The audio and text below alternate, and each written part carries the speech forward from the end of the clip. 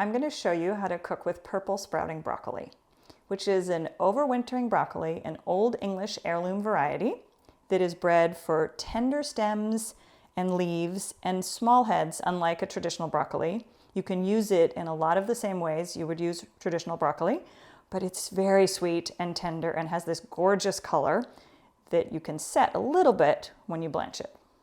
So when you're selecting purple sprouting broccoli at the market, you want to look for nice bright green leaves and dense heads that aren't yellowing. Purple sprouting broccoli keeps really well just in a loose plastic bag that's not sealed in the refrigerator for up to about 10 days. So when you have your beautiful purple sprouting broccoli, make sure you don't toss any of the stems because they're really, really tender, and the stems and leaves are really just as much of the point as the heads are, or more so. I love them. So you will want to see if you need to peel the stems, because sometimes some varieties, the stem, the lower part, can be a little bit fibrous. So one way to try to see if you need to is to taste a little bit of it raw. So cut a little bit of it off. See, the stem peels really easily.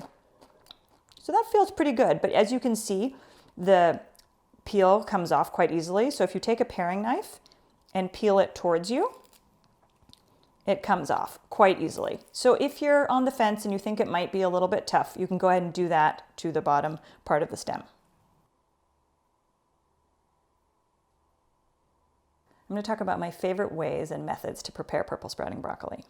So a really simple way is to simply check to see if it's tender enough, and if it is, just rinse it, spread it out on a sheet pan, drizzle it with some olive oil and sprinkle with some salt, and roast it hot, like 400 to 425 degrees, turning it 5 or so minutes in, and you'll get crispy and tender, delicious purple sprouting broccoli that you can then finish with a little bit of lemon, and you'll just have the most amazing side dish.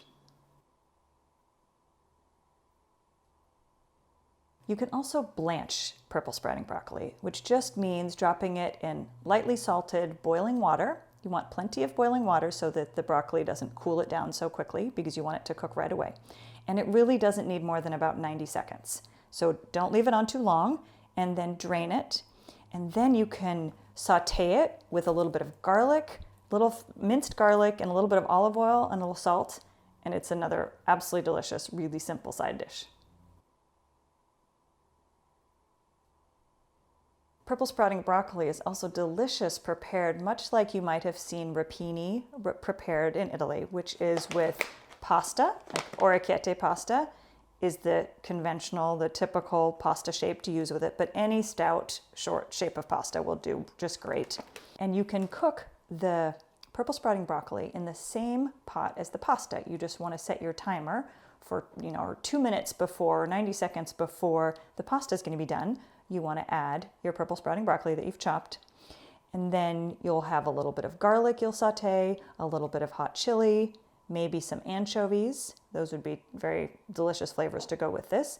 And then you drain the pasta. You would reserve a little bit of the pasta cooking water that will help you make a little sauce, where you'll add a little bit of Parmesan and possibly add a little bit of lemon to brighten it up at the end. That gives you a beautiful one dish meal, really highlighting that purple sprouting broccoli.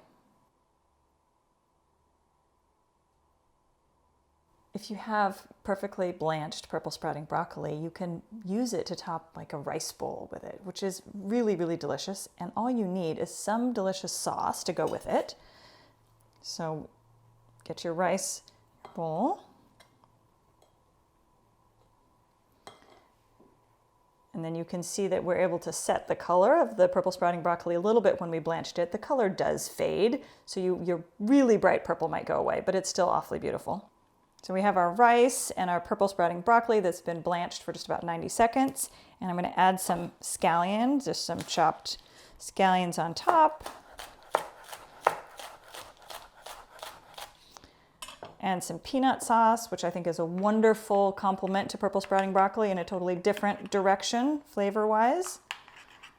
This is a simple sauce made with peanut butter, ginger, garlic, a little bit of lime juice and rice vinegar, and soy sauce, and thinned out with water to the consistency that suits you. It could be a little bit thinner, but I think this will work.